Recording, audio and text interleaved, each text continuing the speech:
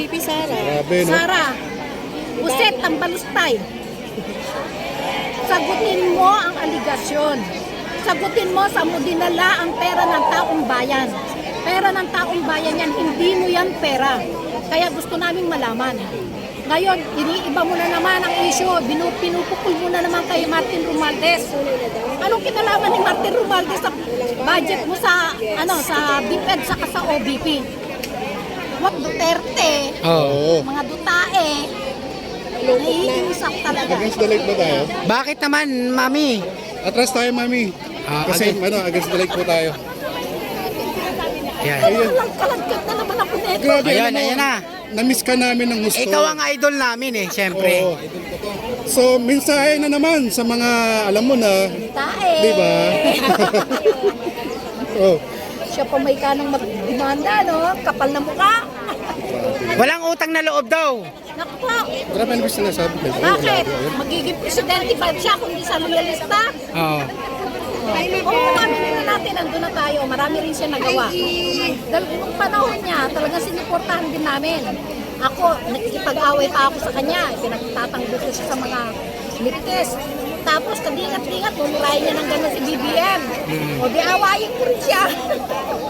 Tsaka wala naman ibang magtatanggol kay Pangulo. Hindi tayo rin mga loyalista, di ba? Kay Sir Mike Abi, saludo ako talaga sa kanya. Kay Sir Mike Abi. Talagang unang-una siya nakikipag-away na pinagtatanggol ang ating Pangulo. Tsaka nakakasama ng loob, yung sa PCO noon, yung dating sekretary doon.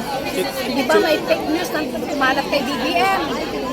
Gusto nating malaman, walang nag-reply sa kanila, walang nag-communicate, di ba?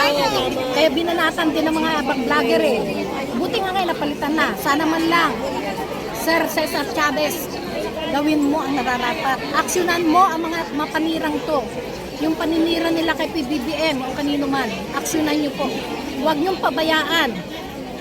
Nagiging talamak na sila, sobra na ang paninira nila at mag-aalis na sa ating Pangulo. Hindi nakatanggap-tanggap eh. Tapos yan si BP Sara. Hindi ko May BP bago yan. na namang si Pipi Sara. Grabe, no? Sara, Uset ang balustay. Sagutin mo ang aligasyon. Sagutin mo sa mo dinala ang pera ng taong bayan. Pera ng taong bayan yan, hindi mo yan pera. Kaya gusto naming malaman. Ngayon, iniiba mo na naman ang issue. Pinupukul mo na naman kay Martin Romualdez. Anong kinalaman ni Martin Romualdez sa budget mo sa sa DepEd saka sa OBP? Huwag mo iligaw mga tao. Kaso marami ka naliligaw mga tanga na taga-followers mo. Ayaw buksan yung mga kaisipan nila. Bato-bato sa langit. Bahala na kung may Sara dito, wala akong pakialam. Gamitin yung utak nyo, huwag kayo magpagadala sa ganyan. Siguro doon dinala ni BP Sara yung pera sa mga followers niya, pinasusuhol niya para manapili sa kanya. Kasi alam naman natin, pera-pera lang yung mga yan, di ba? Alam natin yun. Eh, ang mga loyalista daw ang bayaran, sabi rito. Di wow. Di wow. Grabe naman yung message na yan, no? Oh. Since 1986, lumalaban na kami ni Singkong Tuling, hindi kami nanghihingi sa Marcos. Hindi kami nanghihingi sa Marcos. Since 1986, natutuo lang. Lumalaban kami ng gagaling sa aming puso.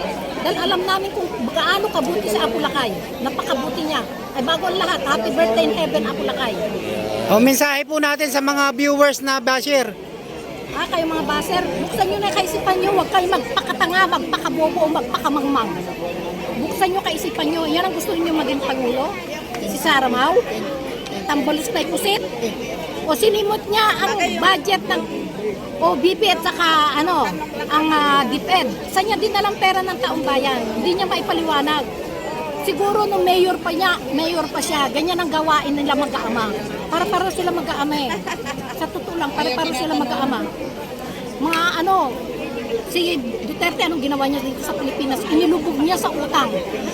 Isipin mo, 17 trillion. Saan yun? Doon sa pandemic noon, pinagkakitaan tayo mga taong bayan, yung face shield na yan. Hindi ba kumanta si Roque? Sana man lang pumasok ng ICC para yung EJK na madampot na lahat ng mga Duterte na to, sila Bato. Bato, wala ka na. Bongo, at saka Rubin Padilla, bobo ka. Boboto pa pala. Nagmamagaling ka. Ano yung mga sarili mo? Huwag ganon.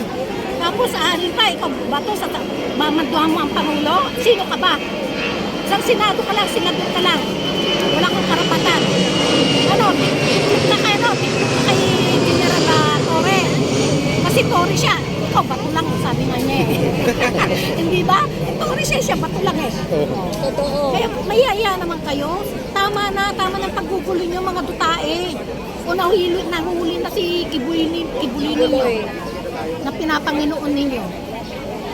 Asan yung power, people's power ninyo dyan sa liwasan? Ilang araw kayo dyan, walang nangyari. Sige nga, akala nyo matatalino mga tao. Hindi kami mga bobo, hindi kami mga mangmang na gaya ninyo. Alam nyo nang mali, kakampihan nyo pa, ipagtatanggol nyo pa. Kaya ikaw Duterte, ikaw ang may dapat kasuhan dahil tinago mo si Kibuloy. Kayo ni Sara.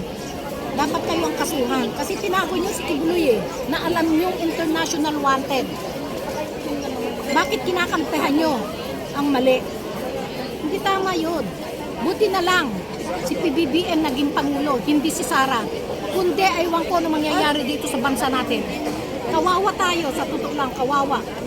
Mas masahol pa sa mga dilawan noon ang gagawin nila. Mas masahol pa. Sobra.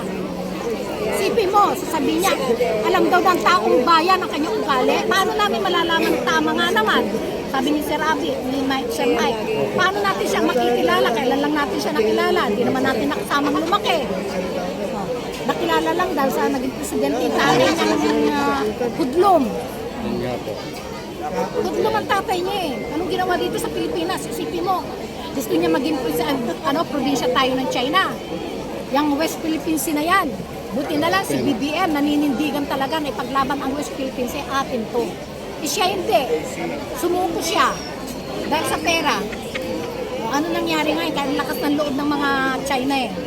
Pinapasok niya po rito. Ano nangyari? Nagkalitsi-litsi tayo rito. Ang gulo-gulo ng Pilipinas. Dahil sa kakagawa ng mga Duterte. Yan, si Kibuloy. Pare-pareho sila eh. Magkaisa dapat. Paano uunlad ang ating bansa kung ganyan kayo? Kasi ang sa inyo pansariling ano nyo na lang eh. Mansarili na lang eh. Gusto nyo maupo si Sara kasi para papagtakpan lahat ang inyong mga katarantaduhan. Maabsuelto lahat. Pag si Sara na naupo, syempre, kampante na kayo, dahil hindi na kayo maaano. Dahil ikaw Duterte, nung ikaw Pangulo, yung mga general na nagre-reklamo sa EGK mo, pinatatahimik mo. O anong ginawa mo kay Dilima? At saka kay Trillanes, di ba ginawa mo ng usak, naniwala kami para kami mga tanga. Binudol mo kami mga taong bayan. E ngayon mulat na kami. Hindi na kami mabubudol ng mga Duterte. Tama na kayo mga Duterte. Kayo ngayon ay plaplas namin sa Inodoro. Tama na, sumusobra na kayo. Lalabang kami hanggat kaya namin. Kahit na senior na kami. Hindi kami mananahimik. Pagtatanggol namin ang aming bansa, ang mga Marcos. Dahil ang Marcos ang tunay na nagmamahal sa bansang Pilipinas at sa mga mamamayan. Tanging silang Marcos lang, tanging Marcos lang. Ba't na daw, sabi daw dito, ba't sa panahon ni Duterte ay wala daw mga adik, ba't ngayon daw ay nagsisilabasan? Diyos ko po. Ano, may paningin ba kayo? May utak ba kayo? Gamitin yung utak nyo. Kasi puro siya plastic yan. Sila sabi niya, dinadaan niya yung drug on war. Protector siya ng mga drug, drug lord eh. Tingnan mo sa Davao. Ang lalaki mga drug ang nahuhuli ngayon.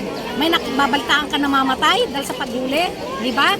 Kay Duterte noon, paggising mo sa umaga, nandiyan nakatakip ng dyaryo. Mababalitaan mo na lang, pinatay si ganito ganon, na walang kinalaman, walang dadawit. O tama ba yun? O ngayon, sa panahon ni PBBM, may mga nababalitaan ba tayong ganon? Na pinapatay araw-araw? Ang dami nilang nasasawatang mga drug, mga hindi ba? Mga cocaine. Wala kang mababalitaang pinatay. Sila noon hindi eh. Kahit walang basta sinabi, tinukhang na. Drug addict. Kay BBM nga hindi. Kilitisin mabuti kung totoo nga o hindi bago akusahan. Kay Duterte noon, palibasa, mayroon silang ulo. May kota sila. Totoo naman Kaya totoo yung sinasabi ni Dilima nun eh. Dahil si Dilima unang-unang nakita gano'n yan, demanda. Iniimbestigahan niya talaga yan si Duterte noon. Anong ginawa nila? Nagtulong-tulong sila. Ginawa nila ng kaso si Dilima. Diba? Binaliktad nila lahat na sila ang may gawa. Dapat ma-welcome ng ICC talaga. PBBM, please lang. Sige na, anuhin mo ng ICC, manahimik ng ating bansa. Mapatatahimik lang to, mawawala mga Duterte na yan. Pero nagkalat na naman daw ang mga shabu dito sa Pilipinas nung si BBM na daw ang presidente. Ikaw nagsasabi dyan, nagkalat ang shabu, gamitin mo, may ganito ka ba? May paningin ka? Gamitin mo. Bago ka magsalita ng ganyan, makinig ka sa mga balita. Hindi yung sabi-sabi ng mga Duterte na yan. Ang SMNI na yan, bias, sinungaling, numero 1 sinungaling. Palibasa kasi sa mga Duterte yan, kay Kibuloy. Hindi kayo nahiya, lahat ng ginagawa ni PBBM dito sa Pilipinas, kamag-anak ninyo, anak ninyo, kayo nakikinabang. Isipin nyo yun, hindi kayo nahiya, tapos babatikusin nyo si PBBM. Kamag-anak nyo yun, nakikinabang bala bawat isang Pilipino sa mga inaano ni PBBM ngayon. Sa mga hospital, tingnan mo, ginagano na lang pagtisikap niya para mabago, maging maganda. O sino makikinabang? Tayong lahat. Kaya kayong bumabatikos na sinasabi, BBM resign, may yaya naman kayo. Eh huwag kayong gumamit, huwag kayong pumunta ng hospital. Gaya ng ginawa ninyo kay Apulacay noon, lahat ng mga pinaghirapan ni Apulacay din. Nalubog bang utang sa Pilipinas? Nalubog ba ng utang? Hindi. Marami silang build, pero hindi din nalubog sa utang ng Pilipinas.